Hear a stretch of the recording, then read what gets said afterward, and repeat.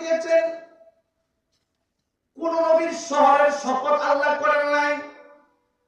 আমার নবী যেই শহরের মধ্যে পদার্পণ করেছেন ওই শহরের শপথ করেছেন আল্লাহ।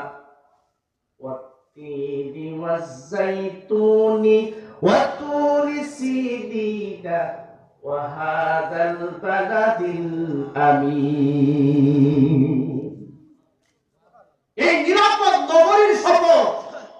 নিরাপদ নগরী বলতে মক্কার শহর। আল্লাহ তাআলা আমার নবীর শহরের শপথ করেছেন।